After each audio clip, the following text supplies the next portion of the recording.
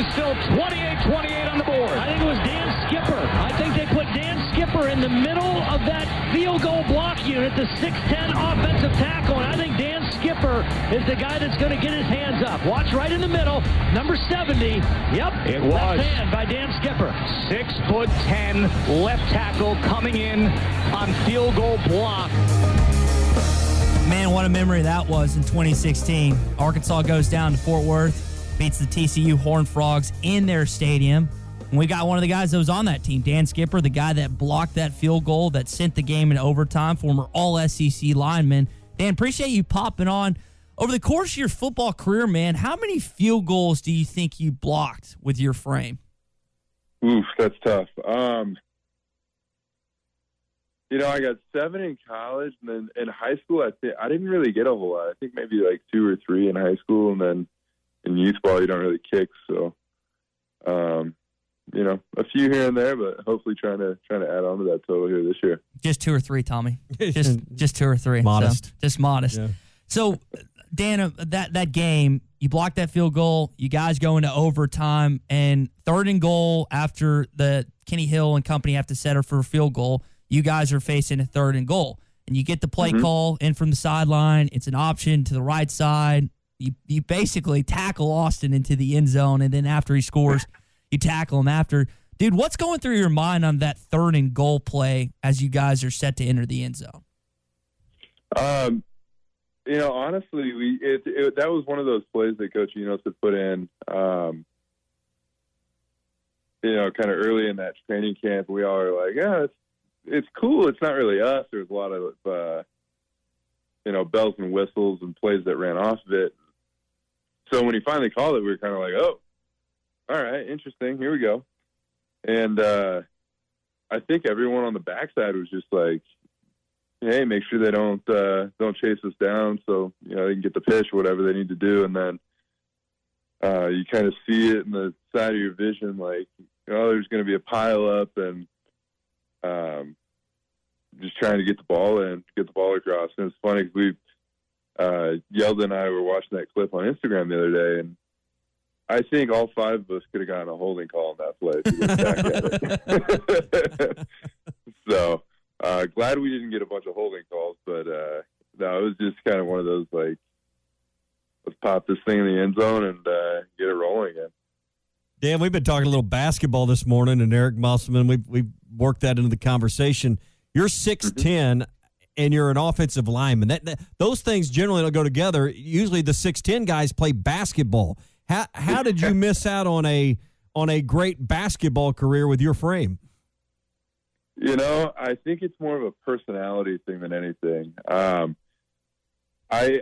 I took my basketball career similar to like an enforcer would in hockey. I'd show up, I'd get my 5 fouls, maybe grab a couple rebounds, 2 or 3 points, and watch the second half. Yeah, that was my. I'd get my 5, I'd make them count, but really I was in there to make sure the tide of the game stayed in control more than I was to actually play basketball. Tommy, we've been watching the Last Dance documentary, and based on what Dan's telling us, he sounds like he was a Bill Lambier and Rick Mahorn sending a message anytime took it to the rim.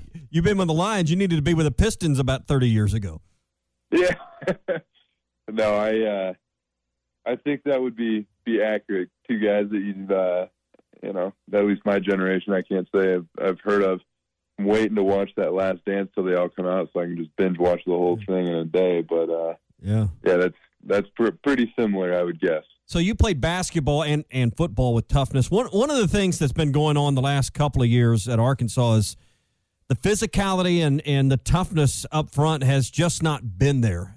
People are encouraged with your old coach and Sam Pittman coming back as the head hog. Is that one of the worst things? We were talking earlier this week with a former player. Is that one of the worst things you can be described as a football player, is not having toughness? How does Sam Pittman go about instilling toughness with his football team?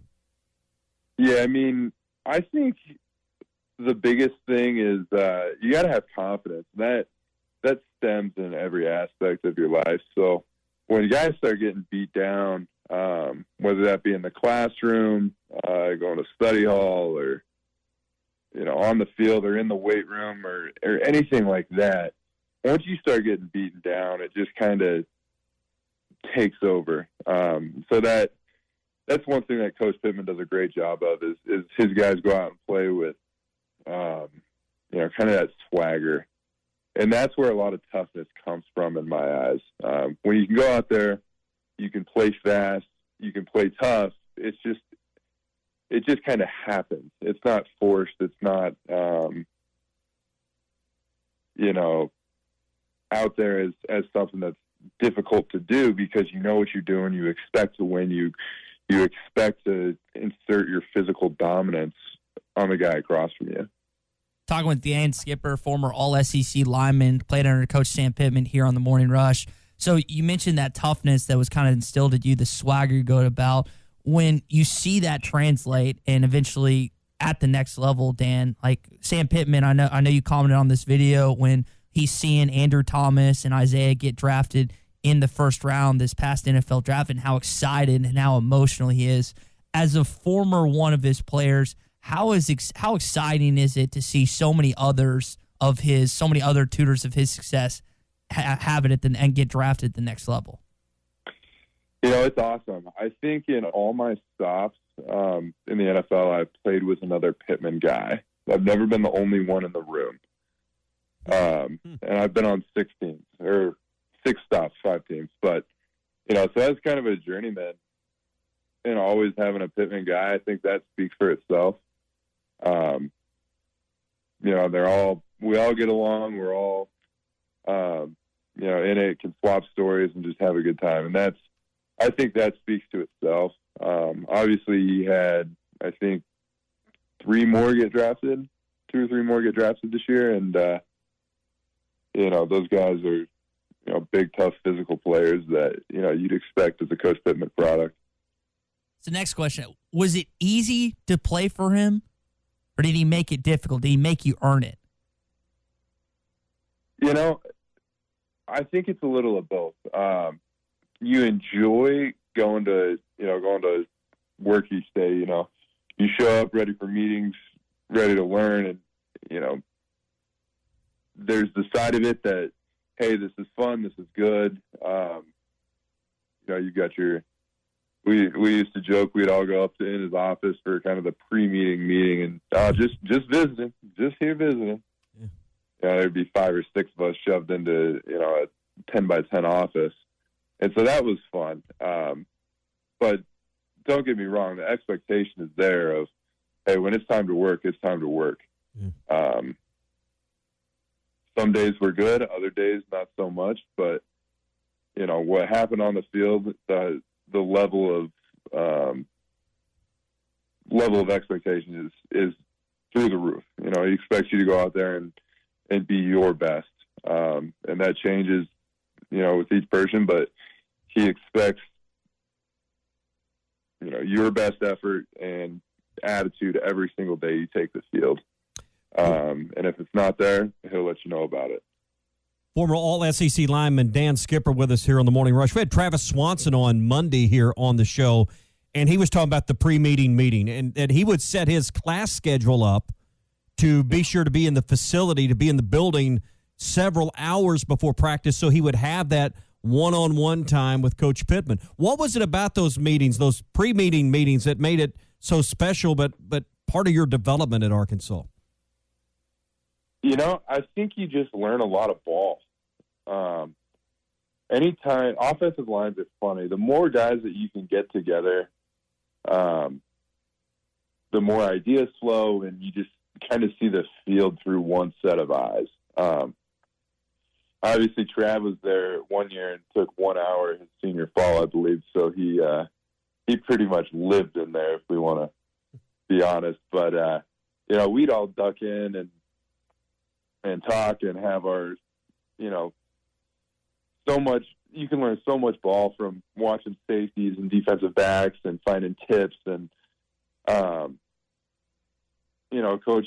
In college meetings, you don't necessarily have as much time to go over that type of stuff, and so those pre-meeting meetings were a lot of that type of stuff, like hey, this anytime this corner's playing press coverage, they're bringing them off the edge, or anytime this safety does this, they're gonna drop 8 or something like that. So just little things that you can pick up that help you over the course of a game that you may or may not see when you're actually in the trenches, but it's always good from that confidence standpoint to say, hey, we know what's going to happen.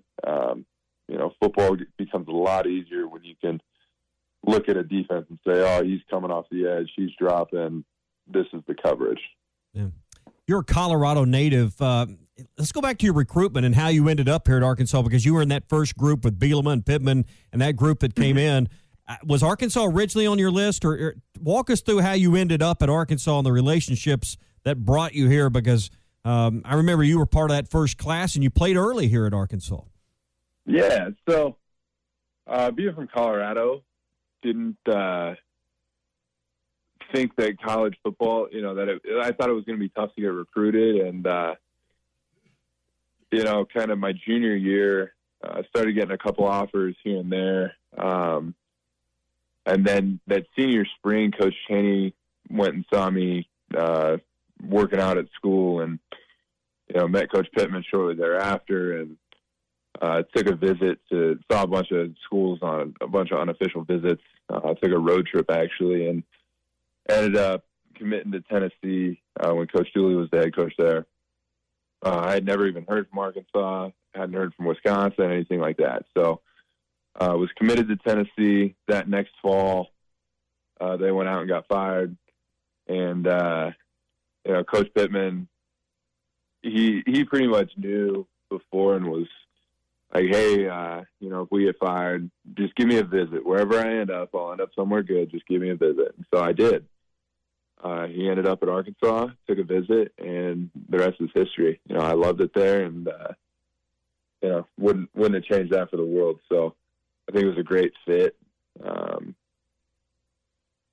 As a guy from Colorado, it's very similar. And so I think that's what definitely weighed on the decision. But then the relationship with Coach Pittman that we had built, I knew wasn't going anywhere. And let's face it, with a new staff, you've got at least 2 or 3 years. Talking with former Razorback Dan Skipper here on the Morning Rush. Dan, we've talked with Ryan Mallett, Steve Atwater, Anthony Lucas, some other Razorback games about games in their past. And we brought up a great memory for you in 2016 when you blocked that field goal against TCU and you guys punched it in moments later. But I want to go back to a game or two that stands out to you that still to this day not necessarily haunts you, but you want back. Dan, of your career at Arkansas, which is the game that stands out to you as the one, man, that you just say, man, I wish we had that one back? Ooh, there's a few of those. It's tough. I think probably A&M my sophomore year, the infamous tripping call. I think that was I think that's definitely a play I'd like to have back. Can we talk about that play? Yeah, let's go talk. for it. What happened? Hold on, little preface, Dan. You're sitting here with a high school and college ref, so he's got the technicality stuff. So here we go. No, but it was way behind the play. I mean, I was pissed off too when it happened because, you violated the rules, Dan. But my God, the ball was 30 yards up the field, I think. Yeah, so I threw my cut, and I was trying to get up, and the kid, trying to get up, legs went up. Don't really know what happened other than the fact that was the one tripping call in the entire FBS that was called that year. So I'm still a little bitter. Yes, I remember the ref, and I don't know. I hope I don't see him in public because I'd probably chirp him. Did you throw your leg out there intentionally? That's what I've always wanted to know. What was it? Just the body's flailing, or I see this guy coming, I'm just going to throw this leg out and get him? No, I didn't. I actually didn't try to trip him at all. We were locked up. That was the guy that I had cut originally. I got his hands on the ground, but as a 6'10" uncoordinated sophomore, I mean, I watched some of the tape and it's brutal, but I was just trying to get up. So that's the that's the funny part about it. I was just trying to get out. There was no, wasn't trying to trip the guy or anything like that. But that's life for you. That was a tough one. The way she goes sometimes. Dan, we only got to go ahead. No, go for it. No, sorry. So we got to watch a few of you guys' practices, not a lot, and every once in a while there was a few dust-ups between the offense and defensive linemen. How often does that happen in practice when you have guys going head-to-head, as physical as it is every single day? I think a lot of that depends on the two groups you're going against. If you look back, I think the better and tougher the groups are, the more it happens. And I think it's healthy to a certain extent. So, fighting every day, twice a day probably isn't very good. But, hey, if you get a dust up every, especially during training camp, once a week, something like that, once every, 4 or 5 days, I don't see anything wrong with that. When you look back at some of our groups that we had, both offensive and defensive lines were pretty impressive groups. So, my biggest thing was with Dietrich. We would go at it during the whistle, and I'd get the best of him or he'd get the best of me and take it a little farther. And next thing you know, we're all getting after it. But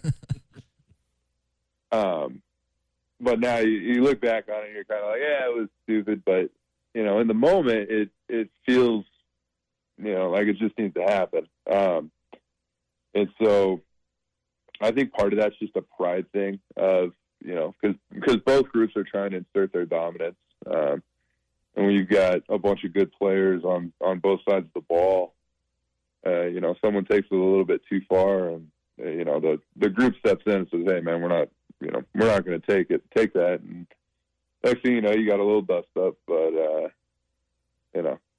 once you get off the field, it ends, and that's where the line has to be drawn for sure.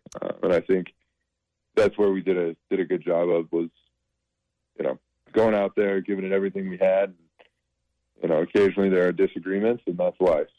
And that's why you didn't play basketball. Exactly. Yeah. Oh, yeah. man. Been to any more basketball games without your shirt on lately? Body paint up?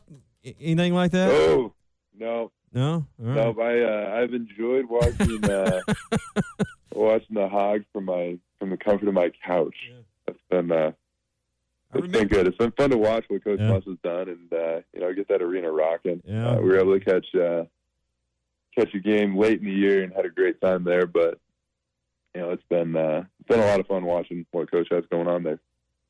Former Razorback Dan Skipper, kind enough to carve some time out for us this morning. Dan, we really appreciate it, and it was good talking with you.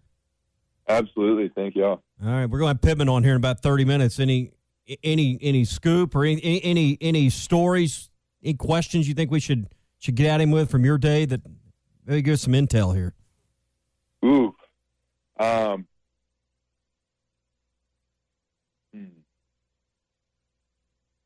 All right then. I think the biggest thing you're going to have to ask him about is how the diet plan's been going on the quarantine for him. I've seen him in the office. Has he been in the weight room at all? So you'll have to ask him about that. I'll let Tommy ask that one as the younger guy of the program. Jenkins, go pull that clip. We'll let Dan ask the question. We'll pull that audio, and we'll let you ask the question. Oh, there we go. Yeah, Perfect. We'll play this audio for him in about 30 minutes. It'll be fun. Yeah, see if Lucy still likes him, or if that's his bulldog, or if they've had too much together time. Well, I know probably the more appropriate one. Done. Dan, I know he's been walking with Coach Odom, so we'll see. We'll see if he's been dieting as well. So we'll see. I think he looks good. He looks a lot better than he has. So I'm definitely proud of what he's doing, taking care of himself, and I think that's good for everyone involved.